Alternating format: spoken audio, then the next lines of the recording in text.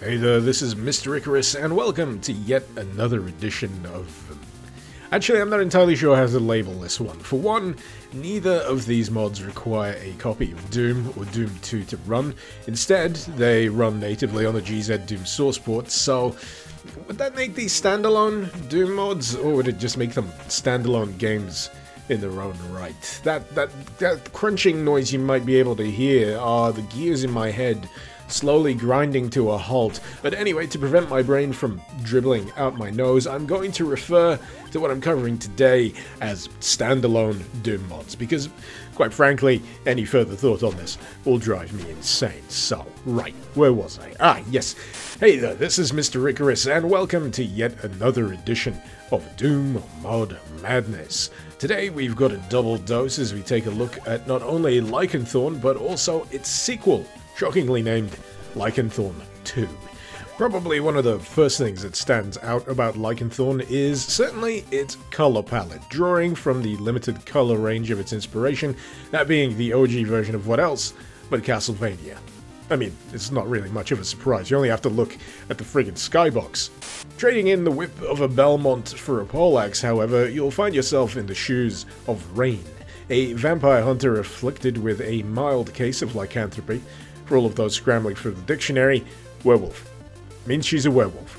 Combat is about as simple as you can imagine. Primary swings the axe, secondary launches to secondary, in this case throwing knives, but later on that can be supplemented with a Tesla coil. Continuing the Castlevania theming, however, these are both fueled by hearts, which you'll find by destroying what else? Curiously ubiquitous candle stands. Of course! Levels here are short, straightforward, and very much to the point. Any complications, if you could even call them that, largely boil down to you taking a slight detour to pick up a key for the occasional locked door, and really finding your way back. A regular occurrence you can expect during the course of these levels, however, is that each of them is capped off by some variety of large, twisted creature. They may not seem to have all that much health, but if you're unlucky enough to take a hit, you'll discover that that deficiency in the health department is more than supplemented when it comes to hitting like a dump truck. With regard to the boss designs, it should come as no surprise for you to learn that Lycanthorn is a creation authored by Scumhead. If the name isn't familiar to you, then his other notable creations, Shrine and Shrine 2, certainly should.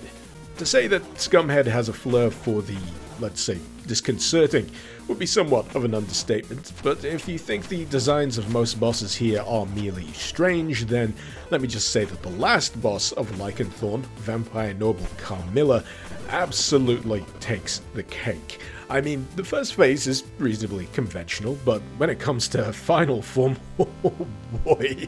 If anything, I'm still finding this tricky to process visually.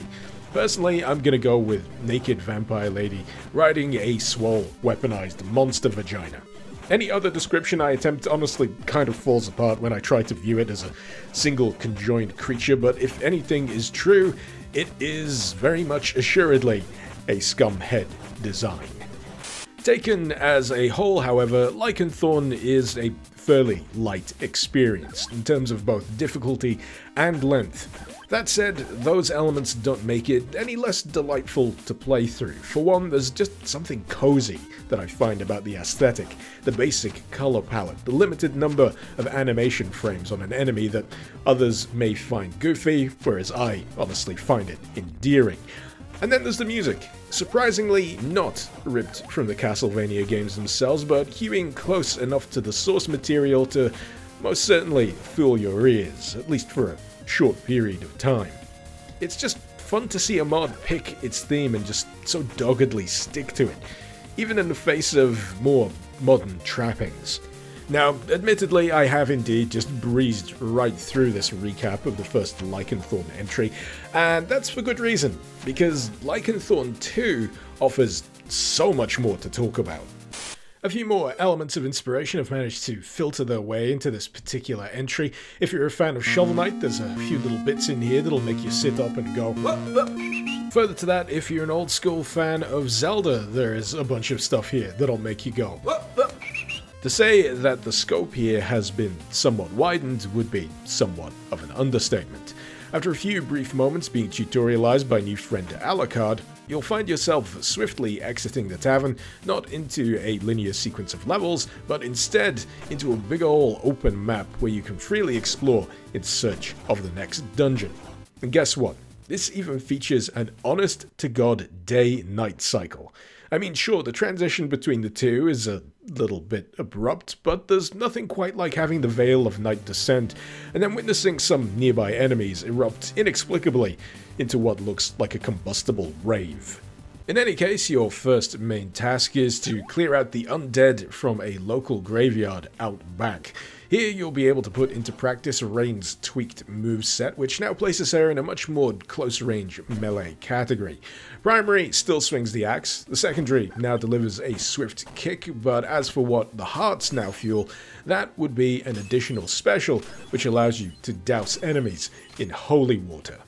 Dungeons in Lycanthorn 2 are probably the closest analogue to the singular levels of its predecessor, largely straightforward affairs culminating in a boss encounter, but even then when you compare the two, there's certainly a sense of improvement both in terms of design and visual flair. After making your way through the first dungeon's slew of enemies, which admittedly look like all they want to do is give you a good tickle, you'll discover a boss, bring it down in fairly swift fashion, and then discover a tomb hidden behind a wall where you'll be able to meet Cervantes, a slumbering vampire bringing tidings of a new big bad in need of defeat. Only this isn't some random NPC that will sod off after delivering some light exposition. Instead, Cervantes here actually joins your party. In practice, this manifests as Cervantes being a character you can freely swap to during the course of your travels, replete with a custom suite of ranged magical attacks. Now, I know this essentially replaces the idea of progressively acquiring more powerful weapons over the course of a campaign, but I couldn't help but view this as a really neat spin on the concept. Also one that may or may not have reminded me of the character swapping you can do in Bloodstained Curse of the Moon. Coincidence? I think not. With new ally in tow, the land of Lycanthorn 2 is pretty much wide open for you to explore. No real restrictions preventing you from investigating almost every one of its corners. I say almost because despite your freedom to explore, entry to certain dungeons is still dependent on acquiring a key from elsewhere, and naturally, yours truly spent the bulk of his initial time in Lycanthorn 2 missing obvious switches, heading in the complete opposite direction, and eventually getting himself killed while poking around in the lower reaches of a giant fish's bowels. Eventually, I got myself back on track. Well, I say back on track. What actually happened was I decided to circumnavigate a large chunk of the map in a manner that felt like I was doing it very, very wrong, before eventually stumbling into a volcano dungeon. There's a fair bit more custom enemy design here in Lycanthorn 2, some bound exclusively to whatever dungeon you'll be adventuring through at the given time. You may even see types particular to specific regions of the overworld map that you're in. It's impressive stuff. Doubly so when you catch wind of the occasional nighttime horror variants that pop up, such as this utterly terrifying upright horse skeleton. I mean, God, why? Happily, Cervantes isn't the only ally that you'll be able to collect during the course of Lycanthorn 2. Cleaving your way through a gang of pirate skeletons, creatures from the Black Lagoon, and eventually defeating Cowboy Cthulhu will grant you a key, which will grant you access to an observatory on the coast. There you'll be able to obliterate some hobo Cthulhus, get a Plague Knight cameo, do some platforming, and then beat whatever the heck this thing is before finally getting rewarded with Cricket. Cricket has what looks like a flintlock rifle, the ability to chuck a big ol' round bomb at cost 2 hearts, and for his special, well, all I can say is, haha, Cricket, go! That last one, however, requires a little bit of forethought before you can deploy it, because it eats up your entire supply of hearts, and considering that the total amount is shared between all allies, triggering it prematurely or even by accident may leave you somewhat in the lurch. But man, if you fancy just utterly demolishing the health bar of a boss, Cricket is your man. The final member of the troupe can be found trapped within a sandy dungeon occupying a remote corner of the desert waste, which Cricket can conveniently blow wide open with his secondary. Here we've got flame traps, dead ends, which honestly is a rarity for Lycanthorn, and whatever the ever-loving heck this enemy is supposed to be. I've been trying to figure it out for a while now, and the best guess I've had is maybe some kind of half-buried mummy, but any further than that and the whole visual processing part of my brain just gets a little mushy. Speaking of visual fuckery, there's also this section of the dungeons. Props for having matching enemy sprites specific to this particular section alone. And after that, it is the boss. This boss is hilariously derpy. I don't know exactly what it is, but I'm pretty sure it's the rolling, just the way it seems to ineffectually flail around the arena, like a parody of a Dark Souls player that's just panicked and can no longer do anything but mash the dodge roll button. But in any case, bringing this fella down will reward you with wrath. From what I can tell, Wrath appears to be some kind of ancient armored werewolf, and when it comes down to brass tacks, he is all about putting them claws to work. Curiously, none of his moves actually drain your heart total, which would appear to make him a good fallback if you're running low, but the reality is he just falls into the melee category, same as Rain, which sadly is just nowhere near as useful as any of the ranged projectile-based allies. As neat as it is to have the choice between close and long-range characters, truth is that it reveals a bit of a deficiency in terms of gameplay balance, because most, if not all, enemies here are best dealt with from a distance. I mean, sure, you could force yourself to use either Rain or Wrath, but all you'd be doing is artificially inflating the difficulty for no particular gain. Going up close and personal to enemies will more often than not expose you to a strike, and strikes here hit hard. As you might imagine then, the main character of Lycanthorn, Rain the Werewolf, ends up feeling a little bit of an afterthought.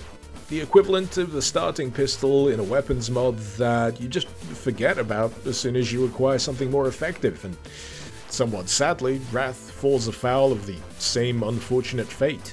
Once you've got that full complement of allies though, you'll pretty much be on the fast track to the finale. The only dungeons left standing in your way being the deeper reaches of Not Jabu's backside, which I have to say features the most goddamn annoying creatures in the game. These little bastards can easily corner you, and when they pop, they deal a huge chunk of explosive damage. To be honest, I wasn't even sure if I was supposed to be here without something like acid boots. There's a river of bile that does an absolute number on you, but as it happens, you just need to be extremely speedy about it. The boss is neat. Looking like something straight out of Earthbound. Certainly makes sense when you slot it into the Scumhead inspirational carousel. And from there, it's onto the mountain. We've got slippery surfaces, angry wolves, whatever the heck these fellas are, and topping it off at the back, an ice golem with what looks like... oh god, is that a fetus? After that, you should conceivably have all the pieces you need to go bother big bad Nosferatu over at his castle. That said, I couldn't entirely be sure whether I'd managed to do something dumb like sequence break, considering the only way in here involves jumping over the outer wall, and once you've done so, you'd best have a backup save, because I wasn't entirely sure how you'd go about getting back out. There's no dungeon to fight through here, which honestly surprised me. I was expecting one last gauntlet of a level before the final boss, but as it happens, nope. It's all right down to business in an arena that nicely echoes the final encounter of the first Lycanthorn.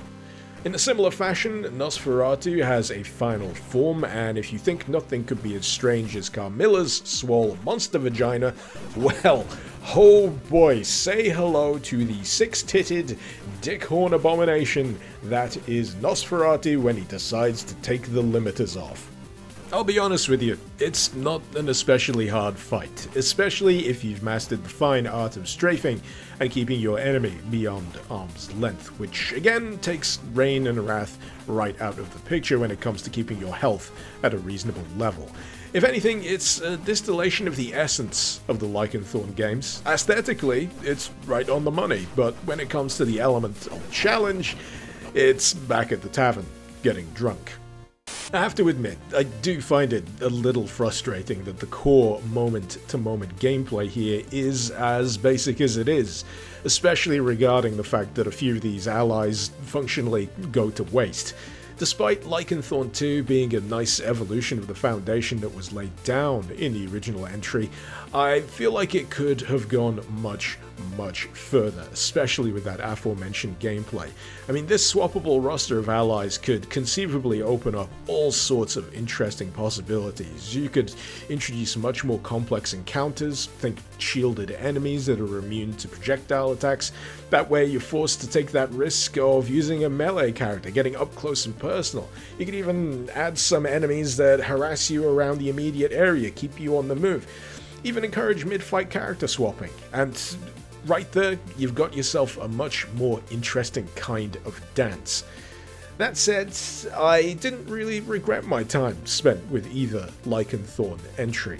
It's hard to be offended by a creation that has such clear affection for its source inspirations, even if they're worn perhaps a little too plainly on the sleeve. But it's that sense of warm, nostalgic fuzziness that helps offset my frustrations, that desire for perhaps more meaningful and meaty gameplay. But on that front, I guess there's always the possibility of Lycanthorn 3.